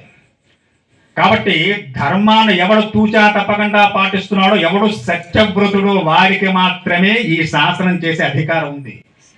రాముడు తన సత్యవ్రత దీక్ష చేత, ధర్మపరాయణత్వం చేత సమస్త లోకాల్లో కూడా రాముడు మాట చెల్లి తీరుతుంది. కనుక రాముడు ధైర్యంగా చెబుతున్నాడు, మన తండ్రి ఎలా స్వర్గాన్ని అధిరోహణ చేశాడో జటాయువు అలా అధిరోహించి తీరుతాడు. ఇది రామశాసనం అని చెప్పేంటే తల్లి తీరుతుంది అంతే. నీకు అందులో సమస్య ఏం లేదు. కాబట్టి లక్ష్మణ, పొలలు తీసుకురా, చితి పేర్చు. మయాత్వం సమర్జ్ఞోతం గచ్చలోకానమత్తమం గుర్ధరాజ మహాసత్వ సంస్కృతి మయావ్రజ. లోకంలో సత్యసంధులకి, గృహస్థులకి, ఎప్పుడూ సత్యాన్ని పలికేటువంటి వారికి, సన్యాసులకి, చక్కగా రాజ్య పరిపాలన చేసి నిష్ణాతులైనటువంటి వారికి, యుద్ధంలో విరోచితంగా పోరాడి వెన్నుచూపకుండా మరణాన్ని పొందిన వారికి ఎటువంటి గతి కలుగుతుందో జటాయువుకి అలాంటి ఉత్తమ లోక స్థితి కలిగిస్తాను. మళ్ళీ మామూలు స్థితి కాదు, పునరావృత్తి రహితమైనటువంటి స్థితిని కలిగిస్తాను. మళ్ళీ జన్మించవలసిన అవసరం లేకుండా ఉండే స్థితిని కలిగిస్తాను. ఇది రాముడు వాక్యం. కనుక పునరావృత్తి రహితమైన జన్మరాహిత్యాన్ని ఇచ్చేస్తున్నారు స్వామి. ఆయన చూస్తూ కదని పాపం ప్రాణం వదిలేశాడు. ఆయన ఒళ్ళో కదని పాపం ప్రాణం విడిచిపెట్టాడు. ఆయన భార్య గురించి పోరాడి కదని పాపం ప్రాణం విడిచిపెట్టాడు. అంత వయస్సులో కూడా తన ప్రయత్నం ధర్మం కోసం తాను చేసి ప్రాణం విడిచిపెట్టాడు తప్ప తప్పించుకుని ప్రాణం విడిచిపెట్టలేదు. అది జటాయువు చేసిన గొప్ప ధర్మం. కాబట్టి దానికి తగిన ఫలితాన్ని రాముడు ఇస్తున్నాడు. రాముడు చేరుకోవాలంటే, రాముడి గురించి మాట్లాడాలంటే రామచంద్రమూర్తితో సరిదాన కూర్చొని పాటలు పాడాలి, సినిమా పాటలు పాడతాను, డబ్బింగ్ పాటలు పాడతా అంటే ఇవి చూసి నేర్చుకోవాలి. ఎంత అజ్ఞానంలో దానికి ఏమీ లొంగడు ఆయన. ఎక్కడ ధర్మం ఉంటే దానికి రాముడు లొంగుతాడు, ఎక్కడ సత్యం ఉంటే దానికి రాముడు లొంగుతాడు తప్ప నీ పాటలకి, భజనలకి, కీర్తనలకి ఎప్పుడు లొంగడు. కాబట్టి జటాయువుకి ఇచ్చాడు పునరావృత్తి రహితమైన జన్మరాహిత్యాన్ని ఇచ్చేసిన మహానుభావుడు. లక్ష్మణుడు వెళ్ళాడు, చక్కగా అక్కడ అరణ్యంలో దిగే పొలం తీసుకొచ్చాడు. రామో దశమిత్రంచ వనం గత్వాన వీర్యమాన్ స్థూలాన్ హతమహారాహన్ హరుత్తం విజన్. శ్రీరామచంద్రమూర్తి వారు లక్ష్మణుడు ఇచ్చిన పొలంని చితివేర్చారు. ఈ పక్షాల కరేపురాన్ని దాని నెమ్మదిగా చేర్చారు. రామచంద్రమూర్తి వారే చితికి నిప్పంటించారు. రోహిమాంసాం జోత్కృత్య బేసీకృత్య మహాయశః శకునాయ దదో రామో రమ్యే హరితాత్మనే. పూర్తిగా జటా యొక్క శరీరం దగ్ధమైపోయేంత వరకు పక్కనే ఉన్నారు రామలక్ష్మణుడు. పూర్తయిపోయింది. తర్వాత చక్కగా కుశలు తీసుకొచ్చారు. అందుమే అక్కడ దొరికేటువంటి కొన్ని పళ్ళ గుచ్చులు తీసుకొచ్చి పిండ ప్రదానాలు చేశారు. జటాయుకు పిండ ప్రదానం చేశారు రామచంద్రమూర్తి వారు. తన తండ్రికి ఎలా చేస్తాడో అలా చేశారు. పిండ ప్రదానం చేశారు. ప్రేత మంత్రాలు పఠించారు. పితృదేవతలకు చెందవలసిన గతులన్నీ కలిగే విధంగా ఏ ఏ క్రియలు చేయాలో అవన్నీ రామలక్ష్మణుల దగ్గరుండి చక్కగా కర్తవంతా ముగించారు. పూర్తయింది. చక్కగా నదీ స్నానం చేశారు. వచ్చి కూర్చున్నారు. రామచంద్రమూర్తి వారు అంటున్నారు, కృతోదకో తావస పక్షదాస్తే స్థిరాంచ బుద్ధి ప్రదాయ జగన్ముతు. లక్ష్మణ, ఇప్పుడు నా మనస్సు ఉపశాంతిని పొందిందిరా అన్నారు. ఇప్పుడు మనస్సు కాస్త స్థిరపడింది. పక్షే కదా అలా వదిలేసిపోతే ఏం పోయింది ఇప్పుడు ఆయనకి? తన గురించి కష్టపడినటువంటి జటాయువుకి అంత పునరావృత్తరైతే జన్మరాహిత్యం ఇచ్చిన తర్వాత రామచంద్రమూర్తి అది నదిలో స్నానం చేసి ఎక్కడి నుంచి ఎక్కడికి వెళ్ళిపోయింది కథంతా. పొద్దున బయలుదేరాడు పాపం. ఏదో బంగారు లేడి పట్టుకుందామని చెప్పని సీతమ్మ వారు ఇంట్లో ఉండగా తిరిగి వచ్చేసరికి అస్తవ్యస్తం అయిపోయింది వ్యవస్థ అంతా. ఎవరు ఊహించినటువంటి ఘట్టాలన్నీ వచ్చి ఉడిపోయాయి. సాయం సంధ్యా సమయం వేసేసరికి జటాయు మరణం, ఆయన ధన సంస్కారాలు, నదీ స్నానాలు, పిండ ప్రదానాలు, కూర్చున్నారు. ఒక్కసారి జరిగిందంతా బుర్రలో తిరిగింది రామచంద్రమూర్తి వారికి. అబ్బా, ఈశ్వరుడి శాసనం బలీయమైనది. పరమేశ్వరుడు ఏం నిర్ణయం చేస్తాడో ఎవరికీ తెలియదు. ఉదయం బయటికి వెళ్ళేవాడు సాయంత్రం ఇంటికి రావచ్చు, ఎక్కడికైనా వెళ్ళిపోవచ్చు. ఉదయం బాగున్నటువంటి కుటుంబాలు సాయంత్రానికి విచ్ఛిన్నం అవ్వచ్చు. ఏం చెబుతాం? రాముడంతటి వాడికే ఉదయం ఒకటి సాయంత్రం ఒకటి జరిగింది. ఉదయించి సాయంత్రం ఒకే విషయాలు జరగలేదు మహానుభావుడికి. ఆయనకి ఈశ్వరుడు గుర్తొచ్చాడు. చాలా బలీయమైంది నాయన లక్ష్మణ.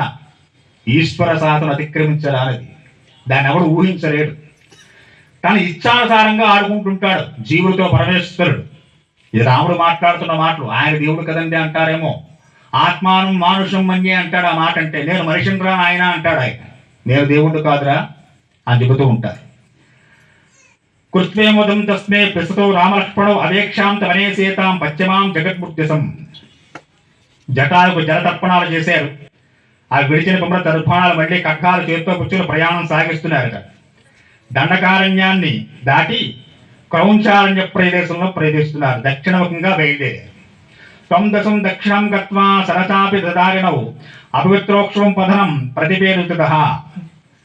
ధనుర్బాణ ఖడ్గాలు చేతితో పట్టుకుని దక్షిణ వైపు నుంచి నైరుతి దిశగా ప్రయాణం సాగిస్తున్నారు. వారు ప్రవేశించే అరణ్యాలన్నీ కూడా చాలా విశేషమైన పొదలతోటి, దట్టమైనటువంటి అరణ్యాలు, దగ్గరగా ఉండేటువంటి చెట్లతోటి, పెద్ద పెద్ద గుహలతోటి భయాన్ని కురిపిస్తూ ఉంటాయి. తదఃపరం జనస్థానా త్రికోశం గంభీరాఘవో క్రౌంచారణ్యం విమిస్తూ గహనంత మహాజవు. దండకార్యం దాటి చాలా దూరం ప్రయాణం చేసి క్రౌంచారణ్యం అనే ప్రదేశంలోకి వచ్చేస్తాయి. రకరకాలైనటువంటి వనాలు, వృక్షాలు, ఫలాలు, పుష్పాలు అన్నీ ఉన్నాయి. చాలా రమ్యంగా ఉంది. మృగాలతో నిండి ఉంది. చాలా దూరం ప్రయాణం చేస్తున్నారు.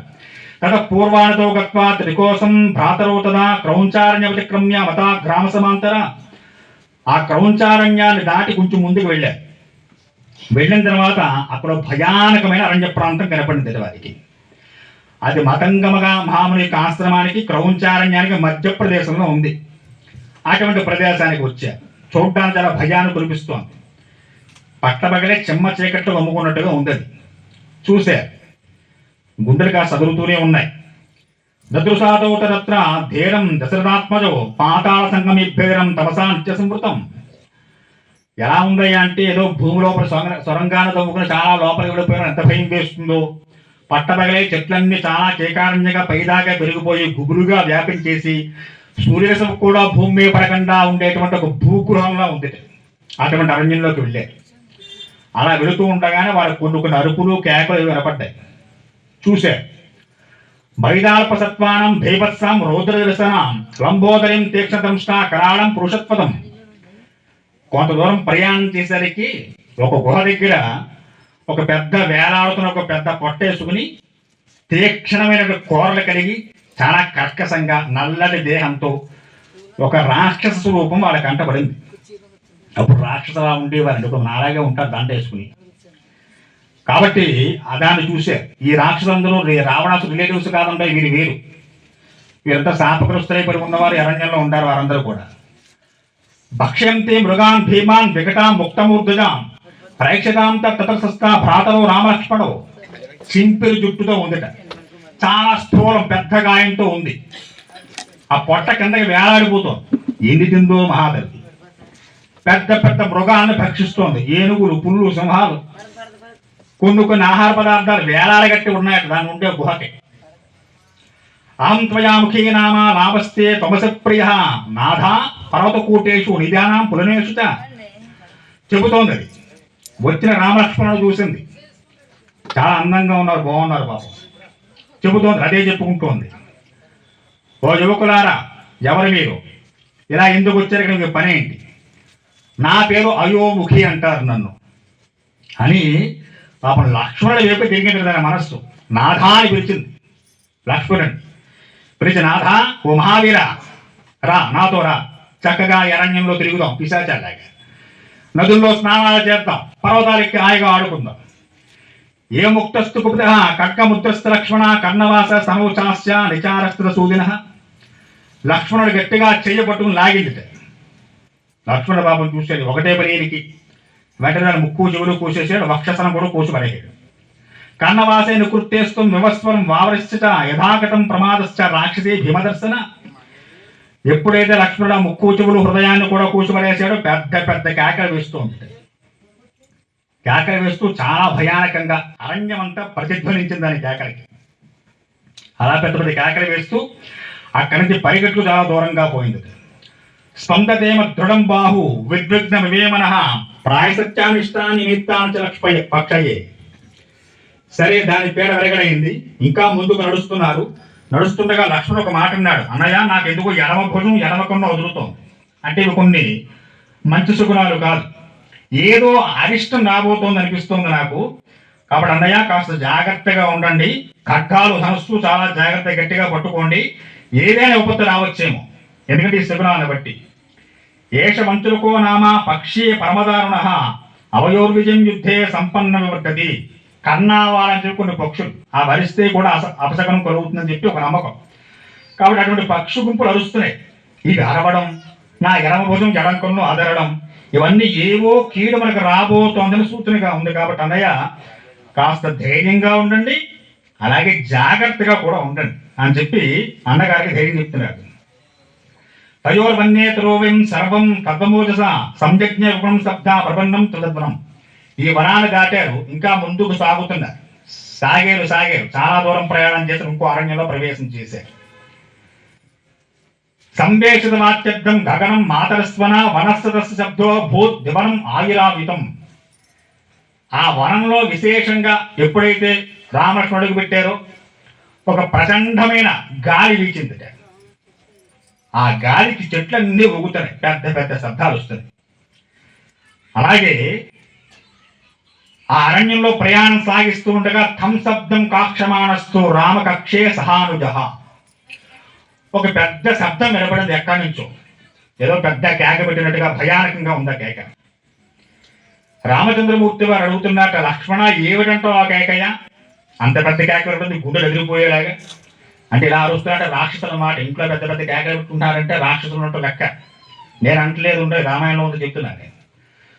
తం శబ్దం కాకమానస్తూ రామ కక్షే సహానుజ. ఓ లక్ష్మణ, చూడు, ఏదో పెద్ద శబ్దం అవుతోంది. ఆ అరుపురికి గుండె ఎదురుతోందిరా. అసేదత్తు సంసత్ర తవాభో ప్రముఖేశతం వివృద్ధం సురోవాగ్రం కందమూదేర ముఖం కబంధముఖేర ముఖం. ప్రయాణం చేస్తే చాలా దూరం వెళ్ళారు. మళ్ళీ ఒక పెద్ద పర్వతాకారం అంటే ఒక పెద్ద దేహం, చాలా విచిత్రంగా ఉంది ఈ దేహం. తలకాయ లేదు, దానికి మొండె ఒకటే ఉంది. ఆ మొండం మీద పెద్ద కన్ను ఉంది, ఒకటే కన్ను, పెద్ద కన్ను ఉంది. కింద పెద్ద బాగా పెద్ద పొట్టు ఉంది. ఆ పొట్టకే నూరుంది, గొడవ లేదు. ఇక నోట్లు వేసిన మెంగాలను గొడవ లేదు, డైరెక్ట్ పొట్టలో వేసుకోవచ్చు. కాబట్టి పెద్ద పొట్ట ఉంది, ఆ పొట్టకే నూరుంది. అటువంటి వికృతంగా ఉండే ఒక పెద్ద కొండలా ఉండేటువంటి పెద్ద స్వరూపం కనపడింది వారికి. చూసేది దాని బాహువులు. భక్ష్యంత మహాఘోరాన్ వృక్షసింహాగర్జసాన్ ఘోరాభుజో వికారణం ఉభౌ యోజనమాయిత. ఒక యోజనం పొడవు అంటే ఇక్కడ కూర్చొని ఆపత్తులో లాక్కుని తినేస్తారు వాడు. అంత పొడుగు చేతులు ఉన్నాయి దానికి. కాళ్ళు లేవు, వచ్చిన పెద్ద దానికి కాళ్ళు ఉంటే ఇంక మొత్తం తినేస్తుంది. అటువంటి ఎవరు అంటున్నాడు, వాడిదో అంటున్నాడు పాపం అక్కడ. అటువంటి ఒక మహాకాయాన్ని చూసే చక్కగా. కాళ్ళు లేవు, యోజనం పొడవు ఉండేటువంటి 2 చేతులు ఉన్నాయి, పొట్ట మీదే పెద్ద నోరు, శిరస్సు లేదు, వక్షస్థలం మీద పెద్ద కన్ను. అదేం చేస్తోంది అంటే కదలలేదు కదా. ఆ రాక్షసి పేరు కబంధుడు. వాడు కదలలేడు కాబట్టి భగవంతుడు వాడికి ఏమి ఇచ్చాడంటే పెద్ద పెద్ద చేతులు ఇచ్చాడు. అంత దూరంలో లాక్కుని నోట్లో వేసుకోవడానికి హాయిగా. వెళ్ళి సంపాదించుకునే పని లేదు, హాయిగా కూర్చున్న చోటే భోజనం వచ్చేస్తుంది మనకి. కాబట్టి అటువంటి కబంధుడు కంటపడ్డాడు. చూసే రామలక్ష్మణుడు. కబంధమ సంస్థానాత్ అతిఘోర ప్రదర్శన మహాబాహుచర్దం ప్రశాస విపులోభుజౌ జాగ్రాహి సహితేనేవ రాఘవో పేర్యన్ ఫలాత్. తన చేతికి ఏ మృగం, ఏ పక్షి, ఏ గంటితో తన నోట్లో వేసుకుంటాడు వాడు. కదలక్కలు లేకుండా వాడికి ఉన్న ఏర్పాటు అది. అలా ఎన్నో పులులు, సింహాలు, ఏనుగులు కూడా వెళ్ళిపోయేవాడు నోట్లోకి. అలాగా విశేషమైనటువంటి తిండితో బాగా బరిసి ఉన్న దేహాన్ని చూశారు. వారి పేరు కబంధుడు. అటువంటి కబంధుడుండే అరణ్యంలో ప్రవేశం చేశారు. అవి జంతువులు తెలియక యోజన దూరం చేతులు ఉన్నాయంటే పైకి కనిపించేలా ఉంటాయి. అయ్యే వృక్షాలను దాని కూర్చుంటాడు వాడు. రాగానే పట్టుకుంటాడు. పాపం ఎన్నో జంతువులు అలాగ అమాయకంగా వచ్చి వాడి బలైపోతాడు. అటువంటి అరణ్యంలో అడుగుపెట్టారు. తత్రధైర్యేణ సూరస్థ రాఘవో నైవిధ్యతే బాహ్యాదనశ్చ లక్ష్మణస్సు నివిద్యతే. శ్రీరామచంద్రమూర్తి వారు ధైర్యంతో చక్కగా ముందు అడుగు వేస్తున్నారు. లక్ష్మణుడు అనుసరిస్తున్నాడు. మామి భూతమం తత్వ పలయాసు యథాసుఖం అధికంతాసవేదీహిం అచిరేణేతి మేమతి. దీని పాపం నడుస్తూ వెళుతున్నారు. వెళుతున్న సందర్భంలో 2 చేతులు వచ్చి ఎద్దరిని పట్టుకున్నాయి. పాపం ఊహించలేదు ఘటన రామలక్ష్మణుడు. ఆ రాక్షసుడు కబంధుల చేతులు వచ్చి ఒక చేతితో రాముడిని, ఒక చేతితో లక్ష్మణుడు ఇద్దరినే పట్టుకున్నాయి. హరిగిపోయాట లక్ష్మణుడు. ఒక్కసారి ఓ కాకుస్తా రామ గట్టిగా కేకబెట్టాడు. అనయ్య ప్రతిలభ్యచ్చ కాకుస్తా పితృపేతా మహీమహీం తత్ర మాం రామ రాజ్యస్థ స్మర్తుమర్హసి సర్వదా. అనయ్య ఇక మన పని అయిపోయింది. వీడు ఎలాగో తినేస్తాడు, వాడి ఆకారం చూస్తున్న అర్థమైపోతుంది మనకి. కాబట్టి అన్నయ్య ఒక పని చేయండి, నేను వీడికి ఆహారం అయిపోతాను. నన్ను వీడు చుట్టున్నాడు, మీరు వెళ్ళిపోండి ఇక్కడి నుంచి. మీరు సీతను వెతకండి. ఓ కాకుస్థ వంశస్థుడా, మన వంశంలో తండ్రి తర్వాత పెద్దవాడే రాజ్యాధికారం పొందేటువంటి వాడు. భరతుడు నంది గ్రామంలో ఉన్నాడు. ఆ వంశాచారం నిలబెడుతూ మీరు సీతను తీసుకుని హాయిగా రాజ్యంలో సింహాసనంలో కూర్చోండి. మీరు వెళ్ళు, ఆ ఆచారం కొనసాగించండి. నేను వీడికి ఆహారం అయిపోతాను అని చెప్పి లక్ష్మణుడు మాట్లాడుతున్నాడు. విన్నారు రామచంద్రమూర్తి వారు. అలా వదిలేసి వెళ్ళిపోయేవాడు ఆయన. వదంత కాళిమహన్నం కిమర్థం సాగతో ఇమాం ఇమం దేశం అనుప్రోక్తం క్షుద్రాస్తే తిష్టతి. ఆ దగ్గరకు వస్తూ వీరు మాట్లాడుతున్న మాటలని వింటున్నారు. లక్ష్మణుడు రామచంద్రమూర్తి వారికి చెప్పడం, ఆయన దీనంగా మాట్లాడడం, రామచంద్రమూర్తి వారు నన్ను తింటున్నాను వీరు వెళ్ళిపోమని చెప్పడం, ఇవన్నీ విని ఓరి పిచ్చివాళ్ళారా, నా చేతిలో పడ్డవాడు కూడా తిరిగి వెళ్ళే అవకాశం లేదురా నాయన, వాడిని ఒకసారి ఎన్నోసారి తింటా అనుకుంటున్నారు, ఇద్దరిని ఒకసారి తినేస్తాను రా అబ్బాయి నేను అని పాపం చాలా గట్టిగానే మాట్లాడాడు. కృచ్చాత్ క్రచ్చతరం ప్రాప్య దారుణం సత్యవిక్రమ వ్యసనం జీవితాంతం ప్రాప్తం ఆప్యం తాత్యప్రియం. వెంటనే రామచంద్రమూర్తి వారు అంటున్నారట, ఓ సౌమిత్రి, ఎంత వెతికినా సీతాదేవి కనబడలేదు. ఆమె జాడ కూడా తెలియదు, ఎక్కడికి వెళ్ళింది ఎక్కడుంది కూడా తెలియదండి. పైగా మనకి సహాయం చేసిన జటాయువు మరణించాడు. ఇప్పుడు మళ్ళీ మనకి కబంధుడి రూపంలో ఇంకో పెద్ద కష్టం ఎదురుపడింది నాయన. ఒకదాని మీద ఒకటి అసలు ఊపిరి పీల్చుకోవడానికి అవకాశం లేకుండా. మనలో చాలా మంది అంటూ ఉంటారు చూడండి, ఏదో అలా వస్తూనే ఉందండి మాకు, అలా మీద కొడుతూనే ఉంది ఒకదాని తర్వాత ఒకటి. ఇవి రాముడు కూడా పట్టాయి. కాబట్టి రామచంద్రమూర్తి వారే మాట్లాడుతున్నారు, ఒకదాని తర్వాత ఒకటి కష్టాలు వెన్నంటి ఉంటున్నాను ఆయన మనకి. ఎంతటి వారికైనా త్వాంచమాంచ నరవ్యాఘ్ర, నరుల్లో వ్యాఘ్రం వంటి వాడైనా, గొప్ప వీరుడైనా సూర్యుడైనా నరశ్రేష్ఠుడైన కాల ప్రభావాన్ని ఎవరూ అధిగమించలేడు. కాలం దాటి ఎవరు ప్రవర్తన చేయలేడు. ప్రతివాడు కాలంలో వస్తాడు, కాలంలో అనుభవిస్తాడు, కాలంలోనే పోతాడు. ఈ మాట రామచంద్రమూర్తి వారు మాట్లాడతారు. కాబట్టి ఓ తమ్ముడా, ధైర్యంగా ఉండు. ఎందుకురా వేరగా మాట్లాడతాయి? రాముడు వెళితే సీతాలక్ష్మణులతో కలిసే అయోధ్యకు వెళతాడు. నిన్ను వదిలేసి నేను, నన్ను వదిలేసి సీత, ఇలా వెళ్ళే అవకాశం లేదు నాయన. వచ్చినప్పుడు ముగ్గురు వచ్చాం, వెళితే ముగ్గురు వెళ్ళాలి. కాబట్టి కాలం చాలా బలీయమైనది. లక్ష్మణ తమ్ముడా, నువ్వు ధైర్యంగా ఉండు. ఇసుకతో కట్టిన అడ్డుకట్టలు ఎన్నున్నా పెద్ద నీటి ప్రవాహానికి కొట్టుకుపోయినట్లుగా వెనకాల మనకి ధర్మము సత్యము ఉంటే వచ్చిన ప్రతి ఎంత పెద్ద కష్టమైనా ఇసుకనా ప్రవాహాన్ని కొట్టుకుపోతానైనా. కాబట్టి చెక్కుతున్న పరాక్రమంతో ధైర్యంగా, ఇందాక లక్ష్మణుడు రామచంద్రమూర్తి గారు చెప్పాడు, ఇప్పుడు రాముడు లక్ష్మణుడు చెబుతున్నాడు, ఇత బ్రూవాణం దృఢ సత్య విక్రమ, దృఢంగా సత్యాన్ని పట్టుకుండడమే మన పని. అలా ఉన్నప్పుడు దైవం అంటే ఏమిటి? ఎక్కడో ఉంటాడు ఈశ్వరుడు కైలాసంలో బ్రహ్మగారు సత్యలోకంలో అనుకుంటారేమో. దైవం అంటే ఏమీ లేదు, నీ కర్మే దైవం. నువ్వు చేసే పనే నీకు దైవం. నువ్వు సత్యంగా ఉన్నావా ధర్మంగా ఉన్నావా అదే దైవం. రాముడు మాట్లాడుతున్నాడు, ఎట్టి ప్రాణి అయినా శాసించేటువంటి ఆ అధికారం దైవానికి ఉంది. అంటే నీ కర్మలే నిన్ను శాసిస్తున్నాయి తప్ప ఎవరో ఈశ్వరుడు బాబా గారు ఎవరో నిన్ను శాసించరు. నువ్వు చేసుకున్న కర్మే నిన్ను శాసిస్తుంది.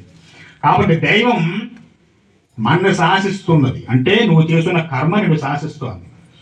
అలా ఉన్నవాడికి ధర్మబలం సత్యబలం ఉన్నవాడికి ఏ కష్టము ఏమీ చెయ్యలేదు. కాబట్టి ధైర్యంగా ఉండు, చిక్కుతున్న పరాక్రమంతో ఉండు. ఈ మాటని ఎక్కడ వాడి చేతుల్లో ఉండే, అసలు మాట వస్తుందని అన్నాడు వాడికి, వాడి చేతుల్లో ఉంటాను. అంత పెద్ద శరీరంతో అంత దూరంగా చేతులు వ్యాపించి వాడిద్దరిని పట్టుకున్నప్పుడు దగ్గర లాక్కుంటున్న సందర్భంలో సంభాషణంతా జరుగుతోంది.